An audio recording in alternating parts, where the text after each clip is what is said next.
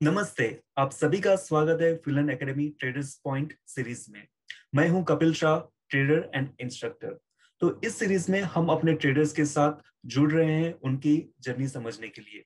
Traders की life में काफी सारे उतार चढ़ाव आते हैं, काफी पड़ाव आते हैं, तो वही पहलू को हम वन बाय वन समझते हैं कि ट्रेडर मार्केट में कैसे अप्रोच किया हुआ है उन्होंने, उनकी ट्रेडिंग स्टाइल क्या रही हुई है, उन्होंने अपना यूनिवर्स कैसे फिक्स किया हुआ है, उन्होंने अपना रिस्क मैनेजमेंट को कैसे फ्रेम किया हुआ है, कौन से टूल्स एंड टेक्निक्स यूज करते हैं, कैसे अपने मार्केट की अपॉर्चुनिटीज को स्पॉट करते हैं। तो इस सीरीज के जरिए हम ये सभी चीजें समझने की कोशिश करते हैं।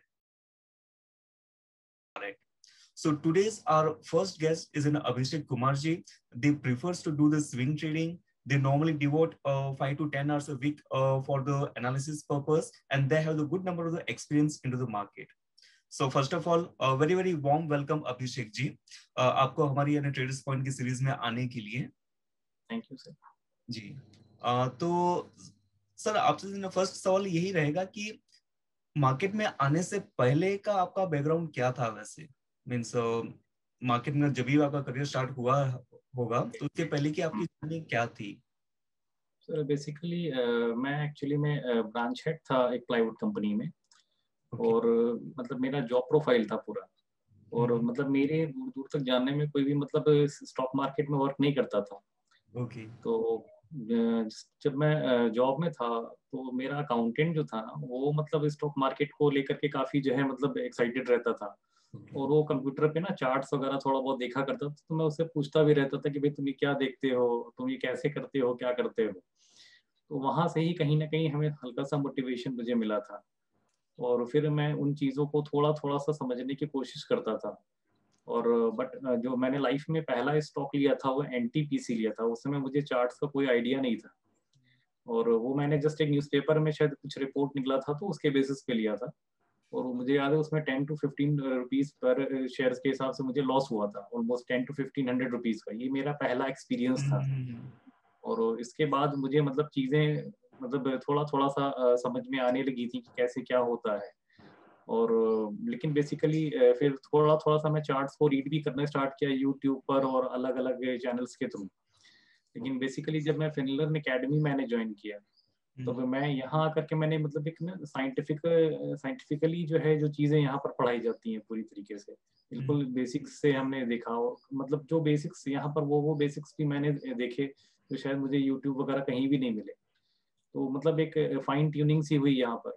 उसके बाद मेरा जो मतलब ट्रेडिंग करियर था ना वो मतलब एक नॉर्थवर्ड मूव किया। Okay, great. तो अभिषेक जी बेसिकली तो फिर आपने कभी ने एक पॉइंट पे ऐसा कौन सा पॉइंट आया था जब भी आपने लगा कि अभी मुझे ने काफी सीरियसली स्टॉक मार्केट को देखना चाहिए, कि आप इन ट्रेडिंग को एज कौन से तरीके से देखते हैं, means as a secondary income या डाउन द लाइन आपका क्या एस्पिरेशन रहा है स्टॉक मार्केट से? सर स्टार्टिंग में तो मैं एज अ सेकेंडरी इनकम ही इसको देखता था। हम्म। और मतलब मैं स्टॉक्स में काम करता था, 4 5 6 रुपए का मूव आया तो मैंने उसको प्रॉफिट बुक कर लिया। और मतलब मुझे नहीं पता था कि कैसे ट्रेंड्स जो है वो राइट किए जाते हैं, कैसे किस तरीके से चीज़ें जो है बड़े बड़ा मूव लिया जाता है। बट हाँ, जिस फिनलर्न एकेडमी में जब आया मैंने यहाँ पर चीज़ों को बहुत बेसिक डीपली चीज़ों को समझा। तब मुझे समझ में आया कि हाँ नहीं मतलब कैसे एफ काम करते हैं, कैसे डी काम करते हैं, कैसे प्रोफेशनल्स काम करते हैं। तो मैंने उन चीज़ों को अडॉप्ट किया। तो मुझे मतलब एक बड़ा पैसा दिखा यहाँ पर। मैंने उन उस बड़े पैसे को मैंने इंजॉय किया है। मैंने तो ये मेरा अच्छा एक्सपीरियंस यहाँ के से रहा है। और यहीं से बेसिकली देखा जाए तो फिर मैंने और आगे चीज़ों को समझा और कुछ एडवांस कोर्सेज भी लिए। तो बेसिकली मतलब काफ़ी अच्छा पॉजिटिव है सारी चीज़ें। बट हाँ, मैं तो यही बोलूँगा कि टीवी पे या न्यूज़पेपर पर देख कर कभी भी जो है स्टॉक्स नहीं बाय करने चाहिए। बिकॉज डेफिनेटली वो सिर्फ गैम्बलिंग और कुछ नहीं है। और स्टॉक मार्केट बेसिकली गैम्बलिंग नहीं है, ये एक मतलब पढ़ने की चीज़ है, एक लर्निंग की चीज़ है। और मेरे लिए पॉजिटिव चीज़ ये है कि ये पैसा तो यहाँ पर है ही, इसके अलावा हमें हर दिन कुछ ना कुछ नया सीखने को मिलता है। हर एक तो दिन वो मेरे लिए पॉजिटिव चीज़ है। होता और है। सब और एक सबसे बड़ा प्लस पॉइंट है जो मैं हर किसी को बोलता हूँ कि ये एक ऐसा काम है जो मैं up to the last day of my life करता रहूंगा मैं, ओके। बिना किसी के सपोर्ट के। ये हमारे लिए सबसे पॉजिटिव है। जी, बेसिकली हाँ, हम कह सकते हैं कि जो एक ट्रेडर्स का जो एक अहम पॉइंट जो होना चाहिए, अहम जो फोकस होना चाहिए, वो एक इंडिपेंडेंट थिंकिंग पे होना चाहिए, जैसे आपने बताया कि विदाउट एनी एक्सटर्नल सपोर्ट। क्योंकि इनिशियल राइट। में क्या होता है कि हमारा जो डिसीजन मेकिंग प्रोसेस होता है वो काफी सारी चीजों से इन्फ्लुएंस होता है, मीडिया से, न्यूज़पेपर से, हियर एंड से अपना एनालिसिस काफी कम होता है। लेकिन जब भी हम अपना एनालिसिस काफी बढ़ाते हैं तो एक इंडिपेंडेंट थिंकिंग के प्रोसेस में आ जाते हैं। तो आपने ये काफी अच्छी बात कही यहाँ पे। सर मैं उसमें एक चीज़ ऐड करना चाहूँगा। मैं कभी किसी एनालिस्ट के साथ मैं बैठा था मुंबई में, और मैं उनका नाम नहीं लूंगा क्यों, काफ़ी बड़े एनालिस्ट हैं। बट मैंने वहाँ पर 3-4 दिन उनके पास बैठा और मैंने जो है वो चीज़ें देखी लाइव अपनी आंखों से, कि जब भी जो है टीवी पर कोई भी बड़ा एनालिस्ट किसी स्टॉक को बाय करने के लिए बोलता था, तो जस्ट उसी के 5 या 10 मिनट्स के बाद उसमें से जो है बहुत हैवी सेलिंग आना स्टार्ट होती थी। ओके। तो वो उन्होंने मुझे मतलब ये चीज़ बताई कि भाई जो टीवी पर यहाँ पर जो भी चीज़ें होती हैं ना, वो एक पूरा प्लान्ड सिंडिकेट है इनका पूरा। तो वो चीज़ें वहाँ पर उस तरीके से मूव करती हैं, तो कभी भी इन सब चीज़ों में नहीं फंसना, उन्होंने हमें भी एडवाइस किया था। ओके। तो मैं यहाँ पर मतलब आपके थ्रू मैं जो भी आपके इन्वेस्टर्स हैं, ट्रेडर्स हैं, मैं हम्म। उन्हें बोलूँगा बिल्कुल कि प्लीज़ अपनी सेल्फ आइडियोलॉजी पे ही काम करो आप। जो ग्रेट। आपके चार्ट्स बोलते हैं आप उन्हें फॉलो करो सिर्फ, क्योंकि चार्ट्स हम्म। कभी भी झूठ नहीं बोलते, ये मेरा अपना एक्सपीरियंस रहा है। ओके। बाकी आउटसाइड जो भी जितना भी नॉइज आ रहा है ना, उसे अवॉइड करना चाहिए। जी जी। तो जैसे आपने आप यहाँ पे अपने चार्ट की बात बताई है, तो जी जब भी आप तो बेसिकली आपका स्टॉक का सिलेक्शन क्या होता है कि स्टॉक का सिलेक्शन आने से पहले आपका मार्केट में रूटीन क्या रहता है, मींस लेट्स से कि आप अपने आप को ट्रेड के लिए कैसे प्रिपेयर करते हो? सर, मैं बेसिकली शाम को मार्केट ऑफ होने के बाद जब एनएससी का डेटा आता है, हम्म। तो मैं उस टाइम पे थोड़ा सा अपना एनालिसिस करता हूँ। बेसिकली तो वीकली जो फ्राइडे सैटरडे संडेज होते हैं उसमें मैं ज़्यादा टाइम देता हूँ, वीकली चार्ट्स ओके। पर मैं ज़्यादा फोकस करता हूँ एनालिसिस का। हम्म। और बाकी डेली के लिए मैं शाम को जो है शाम 6 बजे के बाद जब एनएससी का डेटा आ जाता है ना, तो मैं वो सारी चीज़ों को एनालाइज करता हूँ नेक्स्ट डे के लिए। और नेक्स्ट डे जब जिस दिन ट्रेडिंग डे होता है उस दिन मॉर्निंग में एक बार मैं वर्ल्ड मार्केट्स को भी एनालाइज करता हूँ। और ओके। उसके बेसिस पे मैं अपना स्ट्रैटेजीज देखता हूँ, कौन कौन सी स्टॉक्स मतलब जिसमें आपने जो टॉप डाउन अप्रोच हमें सिखाया है, वो सर बहुत यूजफुल है, और वो मतलब ओके। 100% काम करता है, उसमें कोई इफेंट बट है ही नहीं। तो ओके। मैं बेसिकली उसको लेकर के चलता हूँ। बट हमारा ये रहता वर्ल्ड मार्केट्स, उसके बाद अपना जो निफ्टी और बीएससी का इंडेक्स है उसे, उसके बाद सेक्टोरल, और उसके बाद सेक्टर सॉरी स्टॉक्स स्पेसिफिक। ये हमारा मतलब 4 क्राइटेरिया होता है। ओके। स्टॉक्स में भी फिर आए तो फिर हम टाइम फ्रेम डिफरेंट डिफरेंट देख लिया हमने, कि वीकली में क्या हो रहा है, मंथली में क्या हो रहा है, तो उस ओके। हिसाब से हम अपना टॉप डाउन अप्रोच से काम करते हैं। Okay. As I believe for you कि आप एक स्विंग ट्रेडिंग में ज्यादा फोकस करते हैं, जैसे आपने बताया कि आप वीकली चार्ट पे ज्यादा फोकस करते हैं। जो राइट। नया ट्रेडर मार्केट में आता है तो उनके लिए एक स्टार्टिंग में कंफ्यूजन होता है कि मैं करूं तो क्या करूं, मींस इंट्राडे करूं, स्विंग करूं, पोजिशनल करूं, फ्यूचर एंड ऑप्शंस करूं। तो जैसे कि मार्केट के काफी सारे फॉर्मेट्स हैं, तो जितने ज्यादा फॉर्मेट उतना ही ज्यादा कंफ्यूजन। तो राइट। आपने आपके ऐसे क्या पर्सनालिटी के एस्पेक्ट रहे हुए हैं जो आपने स्विंग ट्रेडिंग को चुना, या फिर स्विंग ट्रेडिंग चुनने के पीछे आपका क्या पर्सनालिटी टेम्परामेंट रहा था, क्या फैक्टर रहे थे जो आपने इस पर्टिकुलर ट्रेडिंग स्टाइल पे ज्यादा फोकस किया? सर बेसिकली जब स्टॉक मार्केट में कोई भी नया नया आता है ना, तो उसे जो है मतलब बहुत ज्यादा एक्सपीरियंस तो कुछ होता नहीं किसी चीज का, तो वो इंट्राडे पर जो है थोड़ा सा फोकस करता है। ऐसा मैंने भी गलती किया था, मैं इसे मिस्टेक बोलूंगा। हम्म। तो जैसे इंट्राडे में मैंने कोई स्टॉक लिया और वो 2-3-4 रुपए बढ़ गया, तो मैं उसे प्रॉफिट बुक कर लेता, तो मुझे बड़ा खुशी मिलती थी कि चलो आज ओके। इतना पैसा मैंने कमाया। हम्म। लेकिन जिस दिन वो स्टॉक रिवर्स में जाता था ना, तो उस दिन पता लगा 15-20 रुपए का लॉस दे करके चला जाता था। ओके। तो डेफिनेटली मतलब मैंने अपने एक्सपीरियंस से ये सीखा कि इंट्राडे में कभी भी मतलब किसी को भी फायदा नहीं हो सकता है। अब हो सकता है कुछ लोगों को होता होगा, मैं नहीं कह सकता सर, बट मुझे तो नहीं हुआ कभी भी इंट्राडे में फायदा। ओके। तो मैंने इसलिए जो है स्विंग को चुना, और स्विंग में मुझे बहुत अच्छे प्रॉफिट्स मिले। मतलब एक एक स्टॉक में मैंने 1-1 लाख रुपए तक कमाया है स्विंग में, ओके। ग्रेट। और विदाउट एनी टेंशन। हम्म। तो मेरा टॉप डाउन अप्रोच जो था वो मतलब हमारा हर जगह काम करता था स्विंग में। तो ओके। स्विंग और पोजिशनल ये दोनों चीजें अच्छी हैं, बट स्विंग और पोजिशनल में भी हमें स्टॉप लॉस वगैरह का पूरा ध्यान रखना चाहिए, ये चीज मैं बोलूंगा। जी। बट इंट्राडे नहीं करना चाहिए, मेरी तरफ से इंट्राडे एडवाइजेबल नहीं है ना, तो इंट्राडे करना चाहिए। और एफ एंड ओ में भी आप तब जाओ जबकि आपको बहुत लंबा, कम से कम 3 4 5 साल का एक्सपीरियंस हो गया हो जी। अदरवाइज स्विंग पोजिशनल सबसे सेफ होता है और आप मार्केट में बहुत अच्छा पैसा बना सकते हैं। ओके, चीजों को थोड़ी सी बारीकी से देखते हैं। मींस लेट्स से कि जब भी आपके नजर के सामने एक चार्ट होता है, हाँ तो जी। आप कौन से टाइम फ्रेम से स्टार्ट करते हो, उसके बाद में कौन से टूल्स एंड टेक्निक्स यूज करते हैं अपने ट्रेड सेटअप को आइडेंटिफाई करने के लिए, उसमें अपने and stop loss target set करने के लिए। तो जस्ट इन एक स्टार्टिंग से जर्नी की, जब ये एक चार्ट, एक स्टॉक आपकी नजर के सामने आता है, तो पहली टाइम फ्रेम आपकी कौन सी होती है, और उसके बाद में आप कौन से टूल्स एंड टेक्निक्स को, वो चार्ट को डायसेक्ट करते हो, चार्ट को एनालाइज करते हो? सर पहला जो टाइम फ्रेम होता है वो मंथली होता है मेरे लिए। मतलब ओके। 3 चीजें हो सकती हैं, जैसे मंथली, वीकली, डेली, हम्म। या वीकली, डेली, आवरली।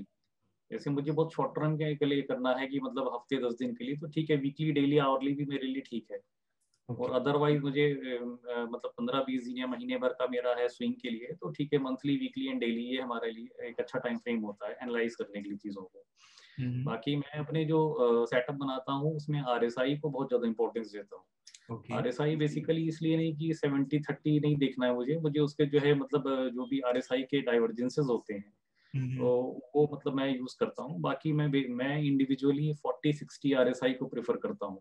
ओके। तो मतलब 70 30 मतलब इतना ज्यादा तो मुझे नहीं लगता है कि वर्क करता है। हाँ करता होगा, बट मेरे लिए 40 60 ज्यादा इम्पोर्टेंट है। हम्म। और मतलब हमारा कहने का ये है सेंस कि जैसे स्टॉक कोई भी 60 के ऊपर जाता है, मतलब ऐसा मैंने देखा है, ऑब्जर्व किया है, बहुत सारे चार्ट्स में ऑब्जर्व किया है कि जब भी स्टॉक 60 क्रॉस करेगा तो वहां पर बहुत तेज मूवमेंट आता है। जब ओके। भी स्टॉक 40 क्रॉस करता है नीचे की तरफ तो बहुत तेज उसमें डाउन ट्रेंड आता है, और 40 एंड 60 के बीच में हमेशा साइडवेज मूवमेंट देता है। ये ये मेरा अपना 40-60 ऑब्जर्वेशन की, है। तो 40-60 की रेंज आपकी टाइम फ्रेम कौन सी होती है? मींस वीकली टाइम फ्रेम पे या डेली टाइम फ्रेम पे? सर किसी भी टाइम फ्रेम पे आप देख सकते ओके। हैं, किसी भी टाइम फ्रेम पे आप देख सकते हैं। मतलब मेरे सेटअप में जो है 40 60 का आरएसआई लगा होता है, ओके। तो मैं बेसिकली उसी हिसाब से काम करता हूँ। मुझे अच्छा, और हम्म। बाकी मूविंग एवरेजेस है, तो जैसे मैंने बोला कि पोजिशनल की बात करूँ तो मतलब मैं अपनी स्ट्रेटजी डिस्क्लोज कर देता हूँ हम्म। कि मतलब मैं इन्वेस्टमेंट बेसिस के लिए जैसे पोजिशन ब्लू चिप कंपनीज को प्रेफर करता हूँ। ओके। तो ब्लू चिप कंपनीज में मैं 40 60 आरएसआई देखता हूँ और वहाँ 20 का मूविंग एवरेज लगा देता हूँ। तो ओके। मेरा स्ट्रैटेजी मतलब कई बार ऐसा होता है लोग मूविंग एवरेज के बेसिस पे एंट्री लेते हैं, लेकिन मूविंग हम्म। एवरेजेस के बेसिस पे कभी भी सर एंट्री नहीं लेनी चाहिए। हम्म। मूविंग एवरेज हमेशा एक एग्जिट स्ट्रैटेजी के तरीके से यूज करना चाहिए, और मैं भी ऐसे ही करता हूँ। तो जब भी स्टॉक 60 क्रॉस ओवर देता है, मैं ब्लू चिप कंपनी में, सिर्फ ब्लू चिप कंपनीज की बात कर रहा हूँ यहाँ पे, हम्म। वहां पर मेरा एंट्री पॉइंट बनता है। ओके। जिस जो weekly candle, sorry time frame भी बता रहा हूँ, वीकली हम्म। टाइम फ्रेम पे, वीकली टाइम फ्रेम पे जब भी स्टॉक 60 का क्रॉस ओवर देता है, तो मैं उस कैंडल के क्लोज होने पर मैं वहां पर एंट्री लेता हूँ। ओके। और उसके बाद मैं उस ट्रेंड को पूरा राइड करता हूँ। जब भी वो स्टॉक 20 का मूविंग एवरेज क्रॉस करेगा, हम्म। मैं वहां पर एग्जिट ले लेता हूँ। ओके। तो इस तरीके से मतलब बहुत अच्छे प्रॉफिट्स बनते हैं, और मैं गलत ट्रेंड में जाने से भी बच जाता हूँ, ओके। और काफी बड़ा प्रॉफिट यहाँ पर आता है। लेकिन ये सिर्फ ब्लू चिप कंपनीज के लिए है, वीकली टाइम फ्रेम पे है, और 20 का moving average, simple moving average लेंगे, और 40 60 आरएसआई। ओके। ये मेरा मतलब ये मेरा इन्वेस्टमेंट का रहता है। ओके। बाकी शॉर्ट टर्म ट्रेडिंग के लिए मैं मतलब जो भी हितेश सर ने बताया है 20 50 और 10 20 50, सॉरी, जो टेम्पलेट दिया है, उसे मैं यूज करता हूँ। उसके अलावा मैं कैंडलिस्टिक पैटर्न्स देखता हूँ, लेकिन मेरा मेन फोकस जो होता है वो ट्रेंड लाइंस और चैनल्स पे होता है। ओके। बट हाँ, आरएसआई 40 60 मेरा वहां पर भी एक कॉमन टेम्पलेट है जो हर चार्ट पे लगता ही है मेरा, ओके। कि मैं 40 60 आरएसआई पे बहुत बिलीव करता हूँ, और मुझे उस पे अच्छे रिटर्न्स आते हैं। और ये चीज सिर्फ मतलब इक्विटीज में ही नहीं, कमोडिटी करेंसी में भी काम करती है। अच्छा। हाँ जी, तो मेरा एक्सपीरियंस अच्छा है यहाँ पर।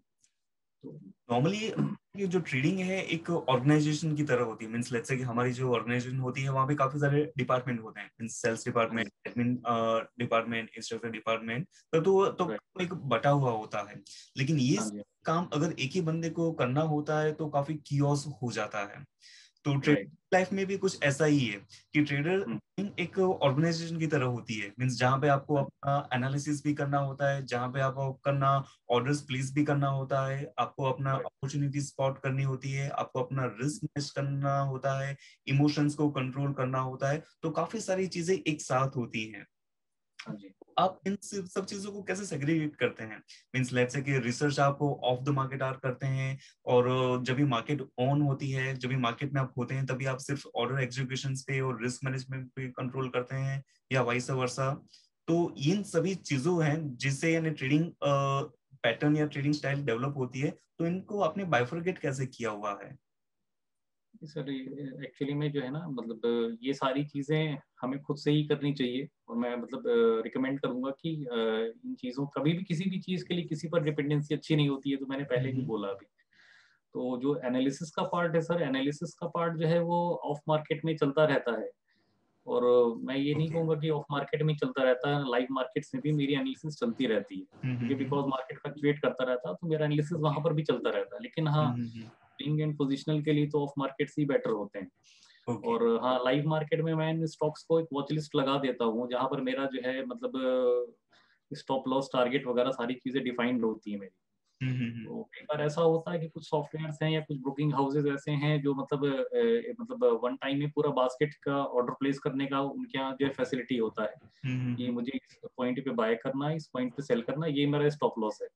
तो अभी भी जैसे बाय टारगेट हमारा जैसे बाय हमारा एग्जीक्यूट होता है, उसके बाद तुरंत स्टॉप लॉस और टारगेट का ऑर्डर भी हमारा मार्केट में चला जाता है। और अगर बाय का ऑर्डर एग्जीक्यूट नहीं हुआ तो स्टॉप लॉस और सेल का ऑर्डर जो है वो एग्जीक्यूटिव मतलब मार्केट में नहीं जाएगा। तो इस तरह का कुछ बास्केट ऑर्डर्स कुछ ब्रोकरेज हाउसेस देते हैं, तो मैं उन्हें यूज करता हूँ। तो उससे मेरा थोड़ा सा हेडेक कम हो जाता है। और एक चीज कि ट्रेडर को अपना जो रिस्क मैनेजमेंट होता है, जो मार्केट में जब हम आते हैं तो ऑफकोर्स एक बाय डिफॉल्ट रिस्क लेके ही आते हैं, क्योंकि मार्केट का नेचर ही एक रिस्क का रहा हुआ है, रिस्क एंड अनसर्टेनिटी।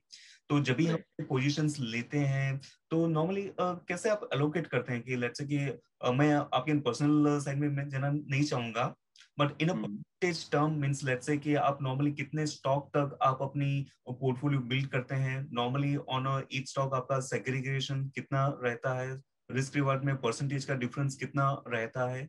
भले ही आप इन्हें नंबर के टर्म में मैं नहीं पूछ रहा हूँ, जस्ट एक परसेंटेज के टर्म में। नहीं सर, मैं बोल देता हूँ, उसको कोई प्रॉब्लम नहीं है कि मैं मतलब ना, मेरा एक मतलब थंब रूल है कि मैं 50,000 रुपीज एक स्टॉक में एलोकेट करता हूँ। ओके। तो 50,000 में जैसे कई बार ऐसा होता है कि मुझे लगता है, मेरा कन्विक्शन है कि हाँ ये स्टॉक यहाँ पर बॉटम आउट हो रहा है, तो बट फिर भी मैं हमेशा 50% एक बार में वहां पर देता हूँ। 50,000 मुझे देना है तो मैं 25,000 वहां पर देता हूँ।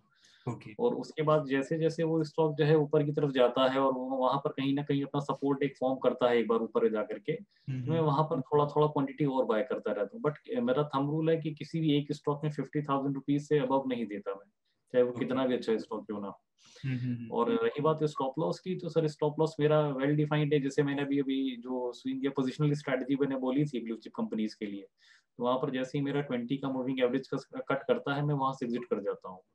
तो इसी तरीके से जो जितनी भी स्ट्रेटजीज में मैं काम करता हूँ, तो मेरा वहां पर एक स्टॉप लॉस डिफाइंड है। अभी ये परसेंटेज की बात तो मैं मतलब स्टॉप लॉस में मेरा कोई ऐसा परसेंटेज जैसा नहीं होता है।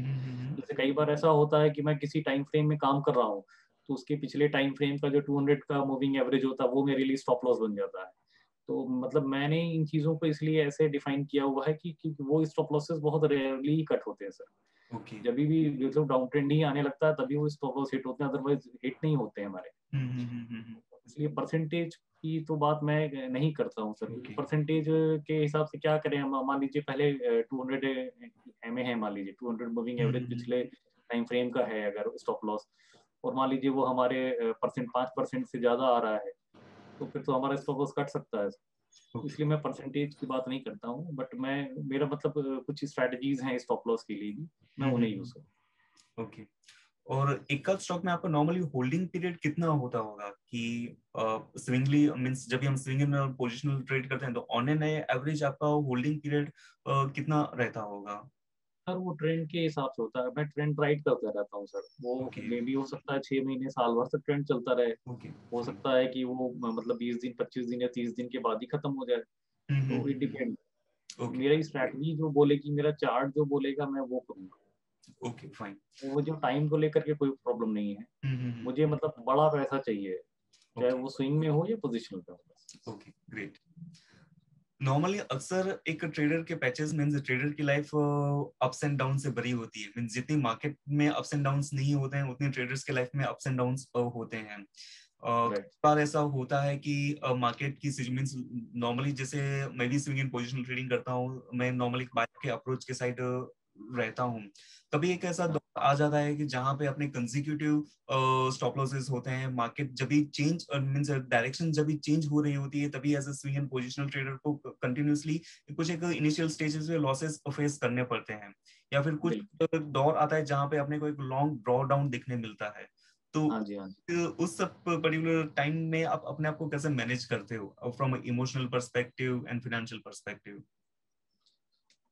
सर उसमें तो बस यही रहता है ना कि मतलब मैं ये मान के चलता हूँ कि अगर मैं मार्केट से 100 रुपये कमा रहा हूँ, तो कभी ना कभी मार्केट मुझसे 15 से 20 रुपये लेके भी जाएगी। वो मैं मान के चलता हूँ उस चीज़ को। और बेसिकली जब भी मार्केट साइडवेज में जाती है तो कभी कभार ऐसा हो जाता है, तो या मार्केट कभी भी रिवर्स कर रही है तो हाँ डेफिनेटली ऐसा हो जाता है। बट सबसे बड़ी बात है कि हमें अपनी स्ट्रैटेजी पर, अपने कन्विक्शन पे बहुत फर्म बिलीव होना चाहिए। Yes, okay. मैं जो कर रहा हूँ वो सही कर रहा हूँ, मैं रूल्स के अकॉर्डिंग चल रहा हूँ। अब हम रूल्स के अकॉर्डिंग चल रहे हैं, उसके बाद मार्केट अगर हमें रिवॉर्ड करना चाहेगी करेगी। और जब भी मतलब मेरा एक्सपीरियंस ये रहा कि मार्केट बहुत अच्छे से रिवॉर्ड करती है। और अगर छोटे मोटे कभी स्टॉप लॉस कर भी गए तो सर उसके लिए इतना मतलब प्रॉब्लम नहीं होना चाहिए। बट हाँ, ये सारी चीजें तभी होंगी जब आपको अपना स्ट्रैटेजी पे, अपनी कन्विक्शन पे फर्म बिलीव होगा। ओके। बाकी फाइनेंशियली तो मैं मतलब हमेशा सबसे यही बोलता हूँ कि मतलब आप जो भी आपका ट्रेडिंग कैपिटल है ना, तो 50% या 40% कैश हमेशा अलग रखना चाहिए आपको। तो कभी भी मार्केट कभी भी रिवर्स करे या थोड़ा सा कहीं बेटर अपॉर्चुनिटी मिलती हो तो वहां पर हमें मतलब प्ले करने के लिए कुछ अच्छा मिल जाए। जैसे पीछे कोरोना का जो है एक इम्पैक्ट आया था, तो हुआ ये कि जब मार्च में अप्रैल में एक अच्छी अपॉर्चुनिटी हमें दिखी तो वहां पर लोगों के पास कैपिटल नहीं था। तो मतलब इस तरीके की चीज़ों को मतलब डील करने के लिए मैं बोलता हूँ कि 40-50% का कैपिटल जो है आपका जो है कैश में हमेशा रहना चाहिए, जो हमें धीरे धीरे एलोकेट करते रहे स्टॉक्स में। ओके जी। हम ट्रेडर्स की हमेशा कुछ ना कुछ एक स्ट्रेंथ रहती है, कुछ ना कुछ एक वीकनेस रहती है, और उस वीकनेस को ओवरकम करने के लिए अपने पास कुछ प्लान रहता है कि ये पर्टिकुलर वीकनेस है जिसको मुझे इस तरीके से ट्रीट करना है आगे जाके। तो हाँ जी। बीइंग अ स्विंग ट्रेडर, आपकी अभी तक की एक स्ट्रेंथ क्या रही हुई है, और इसके साथ में वीकनेस क्या है, और वीकनेस को आप कैसे सोच रहे हैं उसको आप ओवरकम कर पाए? सर स्ट्रेंथ तो बस यही है कि मतलब चार्ट्स को अच्छे से अगर आपको रीड करना आता है तो इससे अच्छी स्ट्रेंथ की बात तो कुछ हो ही नहीं सकती है। मतलब सबसे जो मेन चीज होती है वो प्राइस होती है। जी। इंडिकेटर्स तो सेकेंडरी चीजें होती हैं, सबसे मेन चीज होती है प्राइस। आपको प्राइस पढ़ना आना चाहिए चार्ट पे। मैं अपनी बात करूं तो मेरा क्या वीकनेस है, मेरा वीकनेस अभी भी ये है कि जैसे मैं पर्सनली बोलूं तो मुझे अभी भी जैसे इलिट वेव्स वगैरह का थोड़ा सा जो है नॉलेज अगर उसमें एडेड एडवांटेज होता है चार्ट्स, ऐसा मुझे लगता है। ओके। तो ये मतलब एक थोड़ा सा हमारा वीक पॉइंट है कि अभी भी मतलब थोड़ा सा नियो वेव्स हैं या इलिट वेव्स हैं, उसका मैं मतलब चीज़ों को अभी पढ़ रहा हूँ इस समय। मेरे ओके। मेरे लिए इनिशियल स्टेज पर है वो चीज़ें। तो मतलब ये मेरा वीक पॉइंट है कि मैं मतलब जैसे बड़े मूव्स होते हैं तो मतलब जैसे थर्ड वेव है, थर्ड वेव बहुत लंबी जाती है, तो वो चीज़ों को आइडेंटिफाई करना अगर आ जाता है तो डेफिनेटली वहां पर जो है आपके लिए प्लस पॉइंट है वो। जी। और बेसिकली तो यही है कि आपको भाव पढ़ना आना चाहिए, आपको प्राइस पढ़ना आना चाहिए। तो वो सारी चीजें तो एडेड एडवांटेज है ही। Okay fine great. मेरा वीक पॉइंट यही है कि मैं अभी ना इलिट वेव्स और नियो वेव्स में थोड़ा कंफर्टेबल नहीं हूँ। और अगर हमने प्राइस को, डेटा को कंबाइन करके चीजों को पढ़ना सीख लिया है तो डेफिनेटली वो एडेड एडवांटेज है, फिर तो कोई दिक्कत ही नहीं, वो सबसे बड़ा स्ट्रेंथ है। तो मैं सबको यही सजेस्ट करूंगा कि प्राइस के साथ साथ डेटा को भी जो है मतलब पढ़ना आना चाहिए साथ में। ओके जी। जी, तो यानी काफी अच्छा इंटरेक्शन रहा आपके साथ। मीन्स काफी सारे पॉइंट्स हमें समझने मिले कि क्या, और मीन्स फर्स्ट ऑफ ऑल मैं अगर रिकैप लेता हूँ पर्टिकुलर अपने सेशंस का, तो मैं बोल सकता हूँ कि जो पॉइंट्स मैंने आपसे लिए और नोट किए, तो एक तो इंडिपेंडेंट थिंकिंग पे आपका ज्यादा फोकस है कि ना कि एक्सटर्नल फैक्टर्स पे ज्यादा बेस रख के इंडिपेंडेंट थिंकिंग पे ज्यादा फोकस होना चाहिए। हाँ सेकंड, जी।